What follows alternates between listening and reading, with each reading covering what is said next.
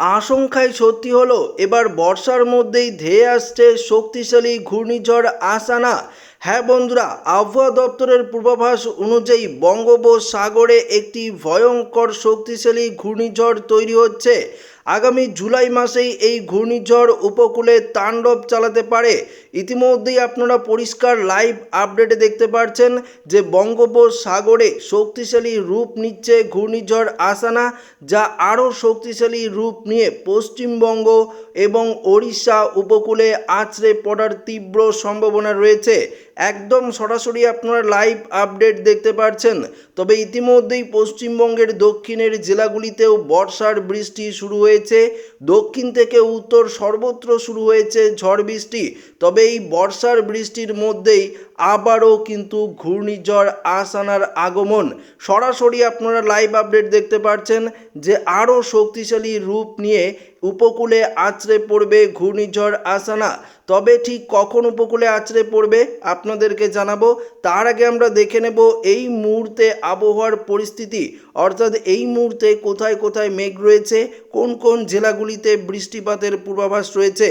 তো আমরা বেসিক্যালি দক্ষিণ দিকে যদি দেখি পশ্চিমবঙ্গের, তাহলে দেখতে পারবো এই মুহূর্তে পশ্চিমবঙ্গের দক্ষিণের জেলা এবং উপকূলের জেলাগুলিতে ঘন কালো মেঘ এবং বৃষ্টিপাতের সতর্কতা।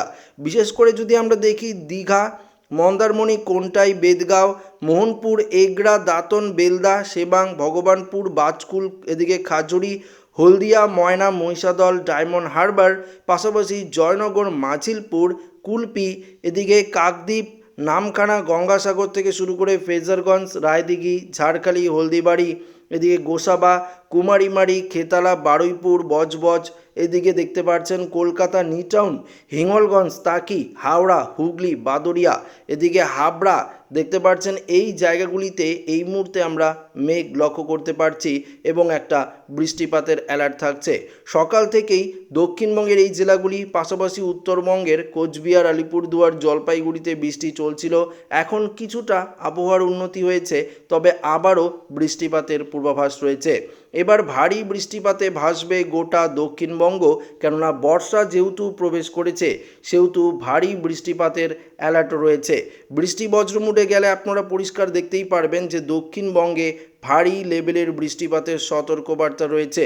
প্রচুর পরিমাণে বৃষ্টিপাত হবে, কেননা দক্ষিণবঙ্গে যেহেতু বর্ষার আগমন ঘটেছে, অনেক দিন পরে হলেও বর্ষা কিন্তু প্রবেশ করেছে।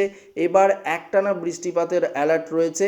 তবে উত্তরবঙ্গে সময়ের আগেই যেহেতু বর্ষা প্রবেশ করেছে এবং 200 মিলিমিটারেরও ওপরে উত্তরবঙ্গে বৃষ্টিপাত হয়েছে, তো একটা বন্যার সতর্কবার্তা উত্তরবঙ্গে থাকছে, অসমের দিকে থাকছে এবং বাংলাদেশের সিলেট, পাশাপাশি বাংলাদেশের রংপুরের দিকেও কিন্তু একটা বন্যার অ্যালার্ট রয়েছে।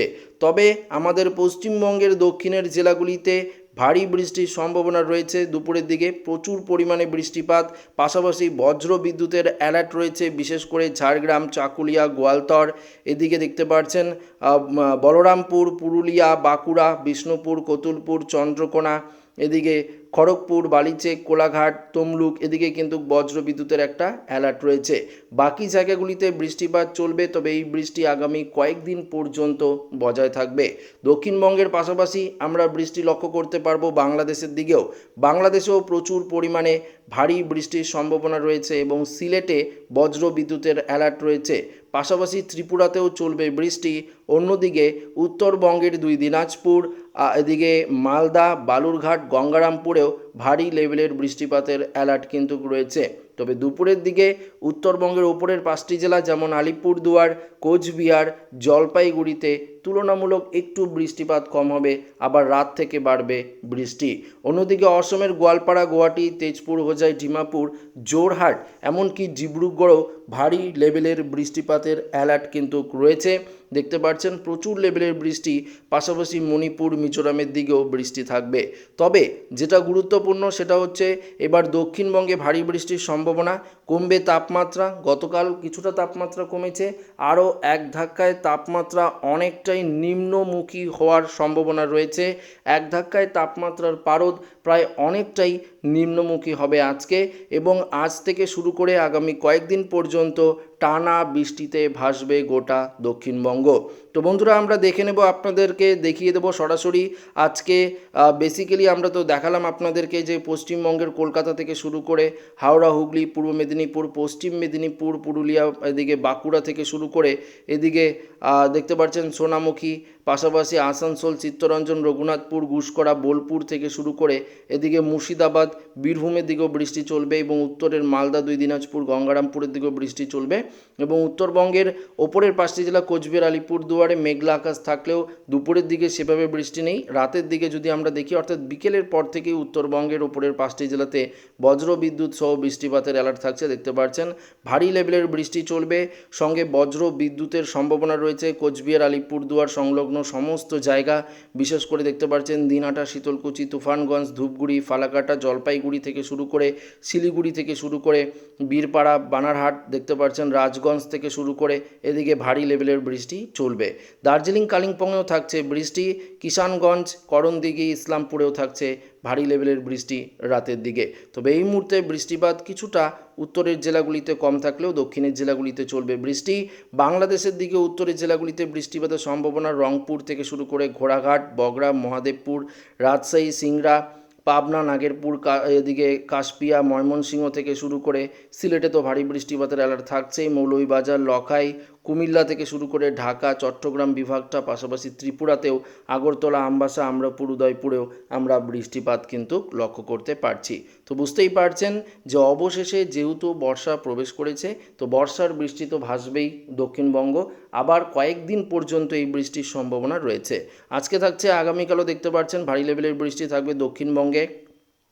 দক্ষিণ থেকে উত্তরবঙ্গ সর্বত্র থাকবে। 1 তারিখেও দক্ষিণবঙ্গে ভারী লেভেলের বৃষ্টির সঙ্গে বজ্র বিদ্যুতের সম্ভাবনা রয়েছে। 2 তারিখেও বৃষ্টিপাতের অ্যালার্ট থাকছে। পাশাপাশি 3 তারিখ, 4 তারিখেও আমরা প্রচুর পরিমাণে বৃষ্টি লক্ষ্য করতে পারছি। 5 তারিখ, 6 তারিখ থেকে শুরু করে 7 তারিখ এবং 8 তারিখেও আমরা প্রচুর বৃষ্টি লক্ষ্য করতে পারছি। এবার যেই আপডেটটি গুরুত্বপূর্ণ সেটা কিন্তু আপনাদেরকে জানাবো যে ঘূর্ণিঝড়ের অ্যালার্ট কিন্তু রয়েছে জুলাই মাসের 6 থেকে 7 তারিখের মধ্যেই বঙ্গোপসাগরে একটি ঘূর্ণিঝড়ের সিস্টেম তৈরি হবে, যেটি নাম হবে ঘূর্ণিঝড় আসানা। সে নিয়ে আপনাদেরকে জানাবো। তার আগে আমরা বৃষ্টির পরিমাপে চলে যাই। বৃষ্টির পরিমাপে গিয়ে পরবর্তী 24 ঘন্টায় দেখতে পাচ্ছি বৃষ্টি থাকছে। পরবর্তী 3 দিনেও আরও ভারী লেভেলের বৃষ্টিপাতের অ্যালার্ট, যেটা বললাম যে উত্তরবঙ্গে প্রচুর পরিমাণে বৃষ্টি থাকছে, বন্যার অ্যালার্ট রয়েছে দেখতেই পাচ্ছেন। পাশাপাশি দক্ষিণবঙ্গেও বৃষ্টি বাড়বে পরবর্তী 5 দিন এবং 10 দিনে ভয়ঙ্কর আকার ধারণ করবে এই বৃষ্টি। গোটা ভারতবর্ষ জুড়ে তখন ভারী লেভেলের বৃষ্টিপাতের সম্ভাবনা থাকছে। তো বুঝতেই পারছেন যে একটা ভারী লেভেলের বৃষ্টি এবার কিন্তু হবে গোটা পশ্চিমবঙ্গ জুড়ে। শুধু উত্তরবঙ্গ নয়, এবার দক্ষিণবঙ্গেও চলবে প্রচুর লেভেলের বৃষ্টি। বাংলাদেশ, ত্রিপুরা, অসম, মিজোরাম থেকে শুরু করে মণিপুর সমস্ত জায়গায় ভারী লেভেলের বৃষ্টি চলবে। তো আসুন আমরা তাপমাত্রায় চলে যাই। তাপমাত্রা যাওয়ার আগে আমরা ঘূর্ণিঝড় নিয়ে একটু আপনাদেরকে জানিয়ে দিই। তো আমরা জিএফএস মডেলে চলে যাব। জিএফএস মডেল থেকে আপনাদেরকে দেখানোর চেষ্টা করব 6 তারিখ। 6 তারিখে যদি আমরা দেখি তাহলে দেখতে পারবো 6 তারিখ থেকে 7 তারিখে একদম ঠিক একদম মায়ানমার পোর্ট ব্লেয়ারের দিকে আমরা দেখতে পাচ্ছি একটি ঘূর্ণিঝড়ের সিস্টেম তৈরি হবে।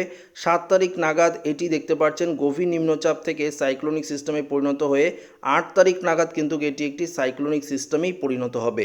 যদি এটি ঘূর্ণিঝড়ে রূপান্তরিত হয়, কেননা এখনও 7 থেকে 8 তারিখ আসতে দেরি রয়েছে, এর মধ্যে যদি এটি ঘূর্ণিঝড়ের আকার নেয় তাহলে তার নাম হবে আসানা, এমনটাই কিন্তু আবহাওয়া দপ্তরের তরফ থেকে জানিয়ে দেওয়া হয়েছে। আপনারা প্রত্যেকেই জানেন ঘূর্ণিঝড় আসানার নামকরণ করেছে পাকিস্তান, যেই ঘূর্ণিঝড়টি পশ্চিমবঙ্গ বা ওড়িশা বা বাংলাদেশ যে কোনো একটি উপকূলে আছড়ে পড়ার তীব্র সম্ভাবনা কিন্তু রয়েছে। তো পরিষ্কার লাইভ আপডেটে দেখতে পাচ্ছেন যে একটি ঘূর্ণিঝড়ের সম্ভাবনা কিন্তু রয়েছে।